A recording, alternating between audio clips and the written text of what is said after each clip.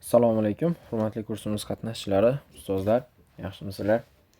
Xo'p, ustozlar, xudo xolasa bugundan boshlab namunaviy darslarimizni tugatib, haqiqiy darslarga o'tamiz inshaalloh.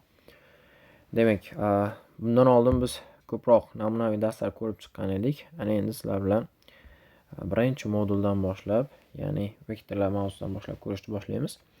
Xo'p, ustozlar, kursimiz qanaqa bo'ladi? Ya'ni kitob bo'yicha birinchi moduldan boshladik. Osondan qiyinga qarab sekin-sekin boraveramiz. Boshga qizib olishga birinchi oson misollarni ko'ramiz, keyin esa mavzular qiyinlashib boraveradi. Xo'p, shuning uchun boshlanishiga oson misollar ekan deb nima desam bo'ladi, xotirjamlikka berilmang. Bundan keyin 10-modul, 11-modullarda savollar qiyinlashib ketadi. Xo'p, bo'lmasa boshladik. Birinchisi vektorlar test. Tahlil qilishda men boshladim.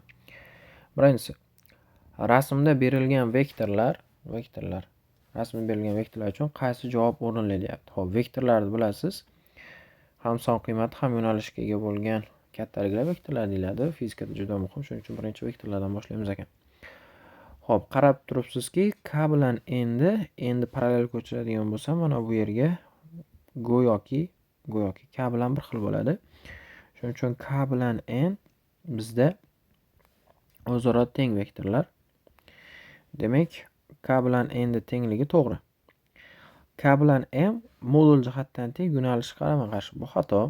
K bilan l emas, k bilan n to'g'ri mana. K bilan n tengligi to'g'ri, k bilan l xato. K bilan l qarama-qarshi vektorlar, yo'nalish jihatdan farq qiladi. L va m modul jihatdan teng, perpendikulyar. L va n ham o'zaro qarama-qarshi vektorlar. Demak, bizda to'g'ri javobimiz S bo'lar ekan. Birinchisi to'g'ri javobi S. Ikkinchisi, rasmda vektorlar haqida 3 ta hukmdan. Endi bu yerda tarjimada hukm degan endi 3 ta pastdagi mulohazadan qaysi biri to'g'ri deyapti. Xo'p, qarab turibsiz, k bilan m o'zaro parallel vektorlar, faqat m vektor 2 marta k vektori ko'paytirilganiga teng bo'lyapti. Buni k ni bu yoqqa parallel olib keladigan bo'lsam, mana bunday shundan ikkitasi sig'adi. Demak, m barobar 2k degan javobimiz to'g'ri bo'lar ekan. K vektorimiz minusdan L vektor. K vektorni L vektorga parallel ko'chiradigan bo'lsam, L vektorni oldiga K vektorimiz mana bunday yo'nalishda bo'ladi, faqat bir-biriga qarama-qarshi. Demak, oldiga minus ishora qo'yadigan bo'lsam, L vektorni yo'nalishi o'zgarib, K bilan bir xil hosil bo'ladi. Demak, bu ham to'g'ri. M vektorni moduli bilan N vektorni moduli teng. M vektorni modulini topsam, modul ostida M vektorimiz, qaraymiz, kattaga Pifagor bo'lsa, bu tomonimiz 2, bu tomonimiz 2. 2 ni 2 necha bo'ladi? Ildiz ostida 8, 2 ni kvadrati. N vektorimiz ham xuddi shunaqa. Bu tomonimiz 2, bu tomonimiz ham 2. Demak, buni kvadratlari 2 ni kvadrati plus 2 ni kvadrati. Bu ham ildiz ostida 8. Modullari teng degan javob ham to'g'ri. Demak, to'g'ri javobimiz hammasi bo'lar ekan Y javob. Yaxshi, Y javobimiz ham to'g'ri bo'lyapti. 3-savolga o'tamiz. Rasmda A vektor tasvirlangan 2A vektorini toping. Demak, A vektorda mana bu burchagi va qiymati 2 barobar, ya'ni burchagi o'zgarmasdan mana bu proyeksiyalari, mana bu AX, AY proyeksiyalari 2 marta oshishi kerak. Shu javob topamiz. Demak, qiymati alfamiz o'zgarmagan, 2 marta oshgan. Mana bu yoq 2 ta AX bo'lyapti. Bu tomonimiz 2 ta AY bo'lyapti. Demak, to'g'ri javobimiz A javob bo'lar ekan. Yaxshi.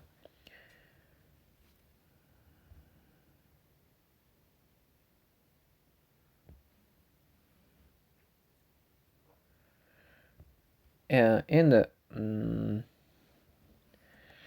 javoblarda biroz xatolik bor shekilli. 3-misolda javobini B qilib qo'yishibdi. 3-misolda javobi A bo'lar ekan.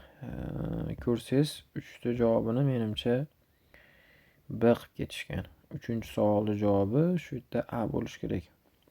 Tarjima qilayotganimizda tarjimada xato ketib qolgan. Javobni ko'chirayotganda. Demak, 3 ta javobi ko'rinib turibdiki, A javob. Endi agar bu yerda minus ishorasi bo'lganda edi, bu B javob bo'lardi. Demak, to'g'ri javobimiz A javob bo'lar ekan bu yerda. Keyingi misolimiz 4-chi. Quyidagi berilgan rasmda har bir kvadrati bir birlik deb olib, k vektor uzunligini toping. Demak, bu tomonni sanaymiz 4, bu tomonni sanaymiz 3. 4 ga 3 kvadratini qo'shadigan bo'lsam, k vektorining uzunligi moduli degani ildiz ostida 4 kvadrati plus 3 kvadrati 5 bo'lar ekan. Demak, to'g'ri javobimiz C. Yaxshi. 4 ga C. Javobimiz to'g'ri kelyapti. 5-chi. Quyidagi teng birlik kataklarga bo'lingan tekislikda k va L vektorlar berilgan bo'lsa, k plus L ning uzunligini toping. Ikkalasini qo'shish uchun k ni oxiriga L ni boshini qo'yib turib, ikkalasini k ni boshidan L ni oxiriga yo'nalgan mana bunday kesmani o'tkazish kerak edi. Chiziq. Shunda bizda javobi kelib chiqardi. Demak, k bilan L ni sal buni semizroq qilamiz. Xo'p, demak, buni hisoblasam, bir birlik bo'ladigan bo'lsa, sanaymiz 4 birlikka teng. Uzunligi 4 birlik bo'lar ekan, D javob. Xo'p, bu testlarimiz juda ham sodda, qiziq olish uchun. Shuning uchun tez-tez ishlab ketaveramiz. Xo'p, quyidagi teng bir birlik katakka bo'lingan, bir birlik ekan. K va L vektorlar bo'lgan. K minus L ni toping deyapti. K dan L ni ayirish uchun L vektorini yoki K vektorini parallel ko'chirishimiz kerak. L vektorini mana bunday qilib chizib, bu yoqqa parallel ko'chiraman. Ikkalasini boshlarini bir nuqtaga olib kelishim kerak. L vektorini mana bunday olib kelaman. Endi shu K dan L ni ayirishim kerakmi? Mana bunday qanaydir C vektor qilaman-da. K vektor minus L vektor barobar C vektor qilamiz. Hop. Endi shu yerdan K vektor topadigan bo'lsam, L vektor plus C vektor bo'ladi. L vektorga, mana bu L vektorga C vektorni qo'shadigan bo'lsam, K vektor hosil bo'lishi kerak. Hop, L vektorni mana bu uch qismi bu yoqda bo'lsa, mana shuni qizilda belgilaydi buni. Mana bu oxirgi qismi bu yoqda bo'lsa, S vektorda 3 shu yoqqa, bosh shu yoqqa to'g'ri kelish kerak va yo'nalishi mana bunday bo'lishi kerak. Shunda L ga S ni qo'shsam, K vektor hosil bo'ladi. Yaxshi. Endi shunda C vektorda qiymatini topishimiz uchun mana bu tomon uzunligini hisoblaymiz. Bu tomon sanasam 4 ta, bu tomonni sanasam 1 ta. Demak, C vektorda moduli ildiz ostida 4 ni kvadrati plus 1 ni kvadrati. Ildiz ostida 17 bo'lar ekan. Y javob. Xo'p, demak 6 ga Y javob bo'lar ekan. Yaxshi.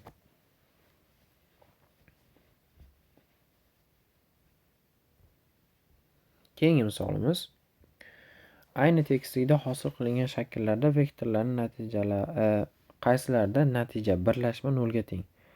Qaysi birida birlashma 0 ga teng deyapti ekan. Demak, oxirgi natijaviy vektor topganimizda uni qiymati 0 ga teng bo'ladi. Xo'p, birinchi shaklda bu vektorga, mana bu vektorga A vektor deb olib, buni B vektor deb olib, ikkalasini qo'shsam, mana bunday yo'nalgan C vektor hosil bo'ladi. Endi bunga mana bunga yo'nalgan, qarama-qarshi yo'nalgan D vektor deb olsam, ikkalasini qo'shsam bir-biriga 0 bo'lar ekan. Demak, birinchi shakl 0 degan shartni qanoatlantirar ekan. Mana shuni sal ko'rinadigan qilib chizaman. D vektor mana. Mana bunday yo'nalgan. Birinchi shakl qanoatlantirar. Ikkinchi shakl. Xo'p, 1 ga 2 ni qo'shadigan bo'lsam, mana bunday yo'nalgan natijaviy hosil bo'ladi. Buni birinchi vektor, buni ikkinchi vektor desam, 3 ga 4 ni qo'shadigan bo'lsam, 3 ni boshidan 4 ni oxirgi 3 ga yo'nalgan unda kesma hosil bo'ladi. Buni ham qo'shadigan bo'lsam, bu ham 0 bo'ladi. Endi bunda ham qanaqa qilamiz? Bu 1, birinchi vektor, ikkinchi vektorni qo'shsam, mana bunday yo'nalgan 3-chi vektor hosil bo'ladi. Xo'p, bunga mana 4-vektorga 5-vektorni qo'shsam, mana bunday yo'nalgan 6-vektor hosil bo'ladi. Endi 3-vektorga 4-vektorni qo'shsam, 3-vektorni boshidan bu yoqqa qarab yo'nalgan 6-vektor hosil bo'ladi. Endi mana bu 7-vektor bo'lsa, ikkalasi bir-biriga qarama-qarshi, demak bu ham 0 bo'lar ekan. Hammasining shakllari 0 degan javob bo'ladi. Demak, Y javob bunga ham. Hop, 7-si Y javob. 8-si 8. Teng kvadratlarga bo'lingan tekislikda ABC vektorlarining o'zaro yig'indisi necha birlikka teng? ABClarning yig'indisi. A ga B ni qo'shadigan bo'lsam, C vektor hosil bo'ladi. Chunki A ni bosh qismidan B ni uchiga mana bunday yo'naltirsam, A plus B vektor C vektorga teng ekan. Demak, yozishim mumkin. A vektor plus B vektor C vektorga teng bo'lsa, endi bularga yana C vektorni qo'shyapman. Bu degani bunga ham C vektorni qo'shish kerak. Natija A vektor plus B vektor plus C vektor o'zi ikkita C vektor bo'lib qolar ekan. C vektorimiz moduli 3 ga teng bo'lsa, ikkalasi 6 bo'lib qolar ekan. D javob mana. Yaxshi. 8 da 9. KLM P vektorlari bir tekislikda berilgan. Shunga ko'ra vektorlar yig'indisi uzunligi necha birlikka teng deyapti. Xo'p. Umumiy uzunligi. Demak, birinchi K ga L ni qo'shamiz. K ga L ni qo'shsam, mana bunday yo'nalgan. K ni boshidan L da 3 ga yo'nalgan mana bunday kesma hosil bo'ladi. Keling, shuni D vektor deb qo'yay. Endi xo'p, M ga N ni qo'shsam, mana bunday yo'nalgan yana bitta vektor hosil bo'ladi. Bu. Endi qaniydir Z vektor deb qo'yay shuni. Qo'shyapman. M ga N ni qo'shsam, mana shu hosil bo'ladi. Demak, K ga L ni qo'shsam, D vektor hosil bo'ldi. N ga M vektorni qo'shsam, Z vektor hosil bo'ldi. Xo'p, endi qarang, Z vektorga P vektorni qo'shsam, D vektor hosil bo'lyapti. Z vektorni oxiriga P vektorni boshini qo'ysam, mana bunday yo'nalgan kesmaga qo'shsam, yana bitta hosil bo'lyapti va bu D vektorni qiymatiga teng. Demak, bizda ikkita D vektor hosil bo'lar ekan. D vektorning qiymatini to'siz 1, 2, 3, 4. Bitta D vektorimiz 4 bo'lsa, ikkita D vektorimiz nima bo'lib qolar ekan? 8 degan javob chiqar ekan. C javob. 9. Yaxshi. 10. Endi shu joyda agar hisob-kitobda xato qilsam yoki biror bir narsani ko'zdan qochirgan bo'lsam, ustozlar bemalol kommentariyaga, mana shu videoni kommentiga qaysi misolda adashganimni yozib qo'ysangiz, xudo xolasa o'sha misolni ko'rib yana qaytadan chiqamiz keyingi darslarimizda. Yozib qo'ysangiz, men boshqa modul tahlil qilayotganda shu modulda shu misol xato ketib qolgan ekan ishlaganda deb yozib ketishim mumkin. Xo'p, yaxshi.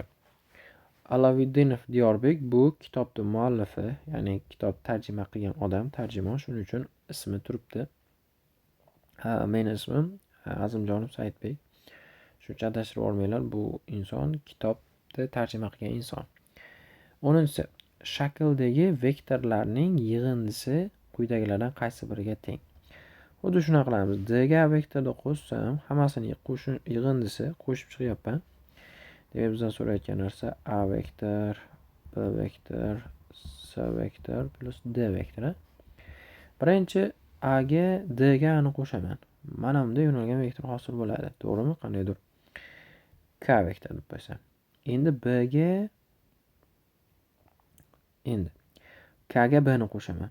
K ga B ni qo'shaman, chunki K vektorining uchi B vektorining boshiga to'g'ri keladi. Unda mana bunday K vektorini boshidan B vektorining uchiga qarab yo'nalgan mana bunday L vektor hosil bo'ladi. Ko'rib turibsizki, L vektor bilan C vektor o'zaro teng.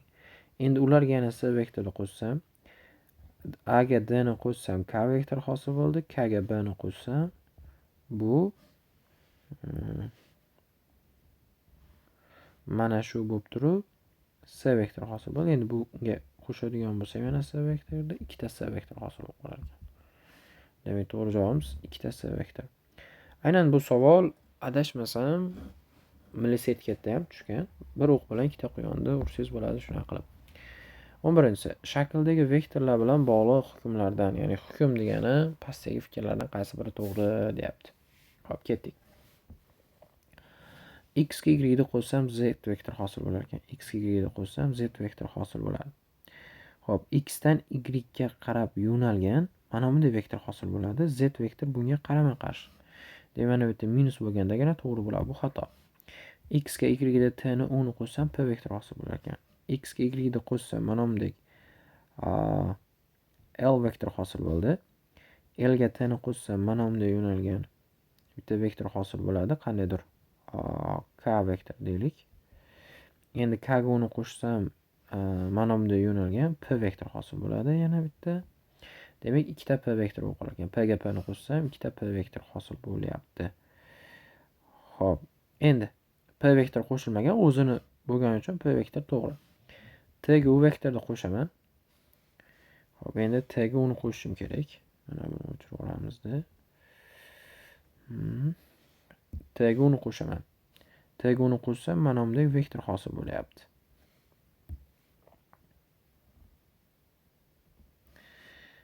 T ga u vektorni qo'shsam qandaydir m vektor deb qo'yaman. M vektor hosil bo'ldi deylik. Endi shundan p vektorni ayirib yuborsam, m vektordan p vektorni ayirib yuborsam z vektor hosil bo'libdi.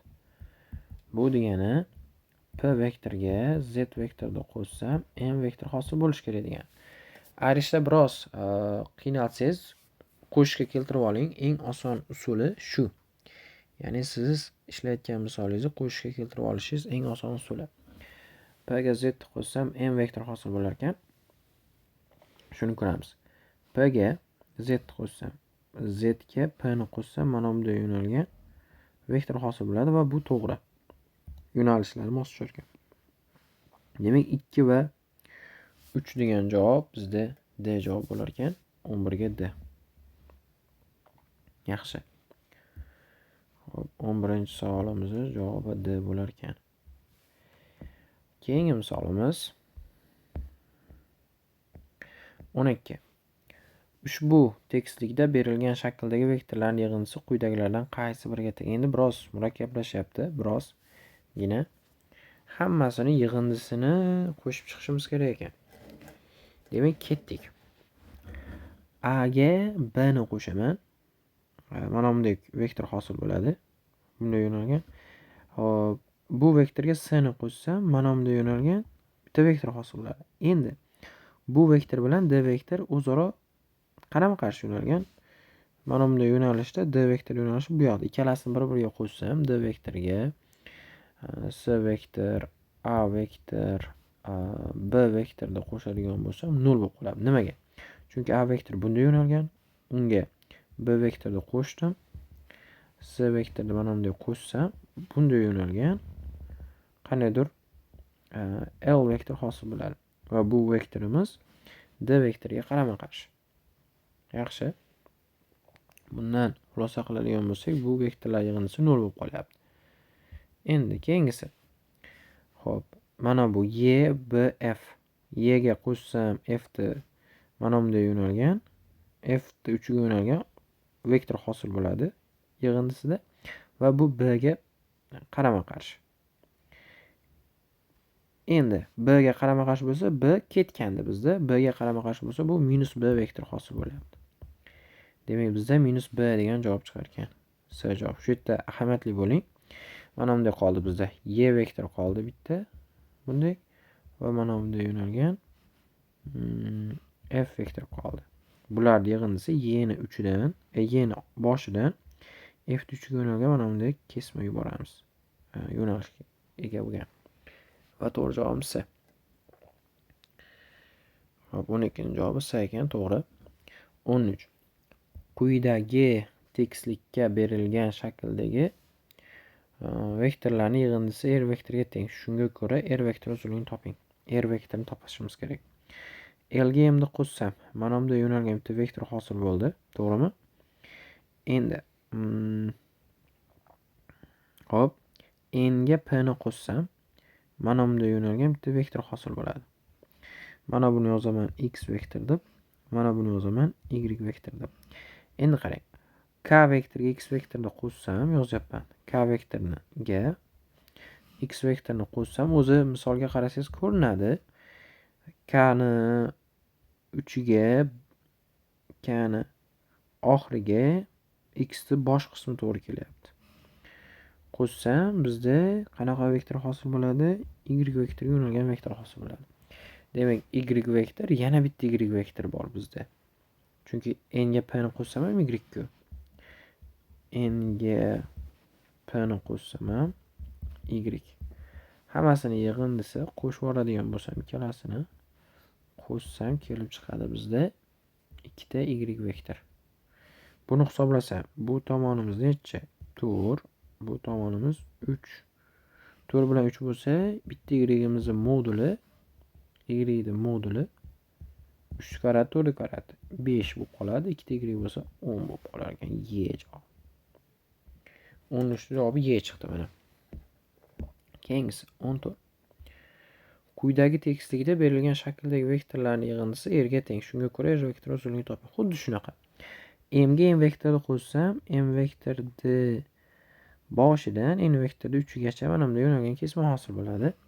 Endi K ga L vektorni qo'shsam, mana bunda yo'nalgan, buni X vektor deb qo'yaman, buni Y vektor deb qo'yaman. Hosil bo'ladi. Endi Y vektoriga X vektorni qo'shsam, Y vektorini boshidan X vektorning oxiriga yo'nalgan mana bunday qandaydir yana Z vektor hosil bo'ladi. Z vektor bilan P vektor o'zaro teng va parallel bo'lgani uchun bu yerda ikkita P vektor hosil bo'lib qolyapti. Umumiy yig'indisi, hammasi yig'indisi. Buni hisoblasam, bu tomonimiz 1, bu tomonimiz 3. 2 ko'paytiruv indis ostida moduli bo'lsa buni. 1 kvadrati plus 3 kvadrati. 2 indis ostida 10 bo'lib qolar ekan javobimiz. D javob. 14 javobi D. Yaxshi. Keyingi misol 15. R radiusli doira ustida berilgan shakldagi vektorlarning yig'indisi R ga teng. Shunga ko'ra R ning uzunligini toping. Xo'p, ketdik. Demak, K ga L vektorni qo'shsam, mana bu yo'nalishda yo'nalgan vektor hosil bo'ladi. X vektor deylik va buni uzunligi X vektorda moduli 2R ga teng. Endi M vektoriga u qarama-qarshi yo'nalgan. M vektordan 2 marta uzun, qarama-qarshi yo'nalgan. Qarama-qarshi yo'nalgan. M vektorimiz bu pastga yo'nalgan bo'lsa, u tepaga yo'nalgan. Endi ikkalasini bir-biriga qo'shib yuborsam, mana bunday menda X vektorim bor edi. Pastga yo'nalgan M vektor bor. Buni moduli R ga teng, buni moduli 2R ga teng. Qo'shiradigan bo'lsam, yuqoriga yo'nalgan mana bunday R vektor hosil bo'ladi yana bitta. Qandaydir Z vektor deb yoki mayli Z vektor deb qo'yaman. Yana bunday yo'nalgan N vektorimiz bor. Endi shuni ikkalasini yig'indisi qanday bo'ladi? Bu ikkalasini yig'indisi. Men buni mana bunday parallel ko'chirishim kerak. Z. Bu ikkalasini yig'indisini topishim uchun Z vektorimiz bunday bo'lsa, N vektoriga qo'shish uchun N vektor 3 olib kelishim kerak mana bunday qilib. Keyin mana bunday yo'nalgan kesma hosil bo'ladi. Shuni topishim kerak. Bu tomonim R bo'lsa, bu tomonim R bo'lsa, bu yerimiz ildizosti 2R bo'lib qoladi. Demak, nechta R ga teng degan uchun ildizosti 2 ta R ga teng degan javob bo'lar ekan. B javob 15 ga. Keyingi misolimiz 16. A markazli doira ustida berilgan x, y, z vektorlarining yig'indisi R vektoriga teng. Xo'p. Adashtirib olmadikmi deb qarab qo'yapman, chunki men yerda ham x, y bo'lsa boshqacha belgilash kerak bo'lmaydi demoqchi edim. Xo'p, yig'indisi r vektor ekan. Shunga ko'ra r ning uzunligi z ning uzunligidan necha barobar katta? R ning uzunligi z uzunligidan deyapti. Qaranglar. Demak, bizda mana bunaqa xossasi bor. X ga, mana bu x vektorga, x vektor mana turibdi. Bunga y vektorni qo'shsam, mana bunday yo'nalgan vektor hosil bo'lyapti. To'g'rimi? Xuddi shunday yo'nalgan natija vektor hosil bo'ladi. Bu natija vektor, mana bu yerimiz r, mana bu yerimiz r bo'lsa, ildizosti 2 ga teng. Z vektorimiz moduli ildizosti r da o'zi modullar uzunligidan necha marta katta bo'lyapti? Bu x bilan x ga y ning modulini qo'shsam, moduli ildizosti 2r bo'ldi. Shuni bo'lib olishim kerak. Endi modul ostida z vektorga. Unda nima bo'lib qoladi? Xo'p. Mana bunday z vektor bo'lsa, bu r ga teng. Nisbat olsam, rlar qisqarib ketib, ildizosti 2 degan javob chiqyapti. Yana A javob. A javob. 16 ning javobi A chiqdi. C javob qo'yishibdi 16 ga. Menimcha qayerda adashdik? R ning uzunligi Z ning uzunligidan necha barobar katta? Mana bunda ham ildizosti 2 chiqadi. B javob. 15 da B javob to'g'ri. 16 da C chiqyapti, deyapti javobda. Xo'p, 16 ni ko'ramiz. Qaytadan tekshirib ko'raylik. Demak, buni boshqatdan chizamiz. Buni yo'q, mana.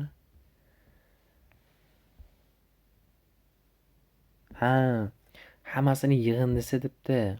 Mana bunday hozir x bilan y ning yig'indisi turibdi-yu, qandaydir k vektor. Endi shunga z vektorni qo'shishim kerak ekan. Z vektorni qo'shish uchun z vektorni mana shunga mana bunday yo'naltirib olib kelaman. Parallel qilib z vektorni boshini k vektor oxiriga qo'ydim va mana bunday yo'nalgan bizda kesma hosil bo'ladi. Shuni uzunligini topishim kerak. Shu r vektor. Xo'p, mana bu tomonim ildizosti 2r. Ko'rib turganingizdek, bu tomonim r. Orasidagi burchak 90 mer 45 gradus. Bu yerimiz 90 gradus, 135 gradus. Qanday topamiz? Demak, mana buni r vektorda modulini topish uchun barobar bo'lyapti. Ildiz ostida kosinuslardan foydalanaman. Katta diagonal 2 ning kvadrati 2r kvadrat plus r kvadrat plus minusida o'ta plus bo'lib ketadi. Kosinus 135 da 2 ta ildizosti 2r kosinus minus 1 kosinus 35 bo'lgani uchun endi bu yerda plus kosinus 35 bo'lib qoladi. 45. Ildizosti 2 taqsim 2. Mana bu ildizosti 2 bilan bular qisqarib ketsa, bizda necha qolyapti? Ildizosti 5 r ning kvadrati barobar ildizosti 5 r ning o'zi chiqadi bundan. Bundan kelib chiqadiki, mana bu r hammasini yig'indisi bizdan faqat x bilan y emas, z ni ham yig'indisi so'ralgan. Ildizosti 5 r bo'lib qoladi. Z imiz o'zi z ni modullar modulga olib qo'yasiz. R ga teng. Nisbat oladigan bo'lsak, ildizosti 5. Demak, bu to'g'ri ishlanibdi. Biz xato qilibmiz. Javobi to'g'ri ekan. Ya'ni men xato qilganman shu misolda. Demak, mana bu uchalasini yig'indisi z r ga teng ekan. Shuning uchun buni yozib qo'yish kerak ekan mana bunday qilib. Adashib ketmaslik uchun. Barobar r. To'g'ri. Xo'p. Bizda adashmasam 3 ham xato chiqqani, 3 ta ham bir ko'rib qo'yaylik agar biz adashmagan bo'lsak, lekin 3 ta -2 bo'lgandagina B javob to'g'ri bo'lardi. Lekin bu yerda javob to'g'ri 2 marta katta bo'lgani uchun bu to'g'ri ishlabmiz buni. Va nihoyat 17 va 18 qoldi. 17 tomoni A bo'lgan muntazam oltiburchak KLM vektorlarining yig'indisi r ga teng. Shunga ko'ra r vektorining uzunligi nechta a ga teng bo'ladi, deyapti. Xo'p, qo'shamiz. K ga l ni qo'shsam, mana bunday vektor hosil bo'ladi. Qandaydir x vektor. Endi n ga m ga n ni qo'shadigan bo'lsam, mana shunday yo'nalgan x vektoriga yo'nalishida yana bitta y vektor hosil bo'ladi. Ikkalasi bir-biriga teng. Demak, buni ikkita vektor deb olsak bo'laveradi uzunligini. Xo'p. Endi nechtaga teng bo'ladi deyapti. Demak, buni ikkalasini bir-biriga qo'shsam, mana bunday yo'nalgan va yana bunday yo'nalgan vektor hosil bo'ladi-da. Xo'p, endi bu vektorimiz mana bunday yo'nalgan va mana bunday yo'nalgan hosil bo'lgan. Mana bu tomonimiz A bo'lsa, muntazam oltiburchakda muntazam oltiburchak bo'lgani uchun bu tomon ham A, hamma yoqda A. Endi muntazam oltiburchakni mana bunday o'tkazib yuboradigan bo'lsak, muntazam oltiburchakda. Xo'p, bu tashqi chizilgan aylanani radiusi bo'lib qoladi. Mana bunday chizadigan bo'lsak, bu tashqi chizilgan aylanani radiusi geometriyadan ma'lumki. Endi tashqi chizilgan aylana radiusi degani bu mana shu oltiburchagimizni tomoniga teng. Qanday isbotlaymiz? Bitta burchagimiz, mana burchagimiz o'tkazadigan bo'lsak, 360 ni 6 ga bo'ladigan bo'lsa teng 60 gradus. Teng yonli bo'lgani uchun r dan bo'lgani uchun bular r kichkina r qilib qo'yay, shuni adashtirib olmaylik. Bu bilan bu teng bo'lgani uchun bu yer ham 60 gradus bo'ladi.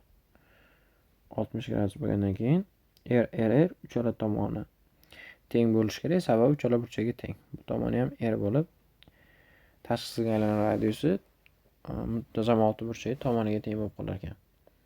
Xo'p, bu holatda nima qilamiz? Xo'p, shuni hisoblashimiz kerak. Bu tomoni demak A bo'lar ekan, bu yog'imiz ham A. Mana bu burchagimiz ikkita bo'lib qolyapti. Mana bu burchak 60 120 gradus bo'lib qolyapti. Katta nimani topish kerak? Bu holatda mana bu bitta r bo'lsa,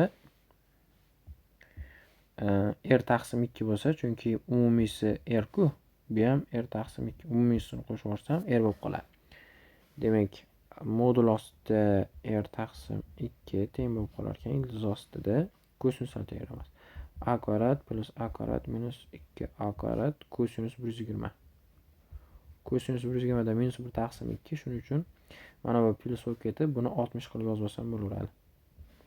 Ildiz ostida 3 A bo'lib qolar ekan.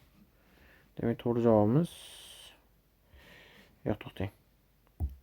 Ildiz ostida 3 bo'lsa, r'ni moduli 2 bo'lsa, ildiz ostida 3 A.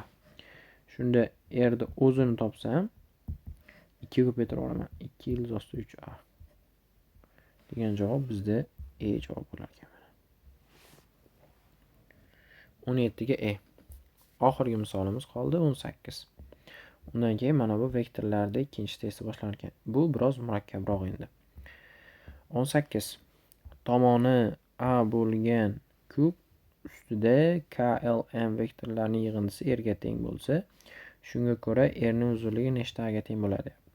Xo'p, qarang. Endi k ga l ni qo'shsa, mana bunday bitta yon tomonda yotuvchi vektor hosil bo'ladi.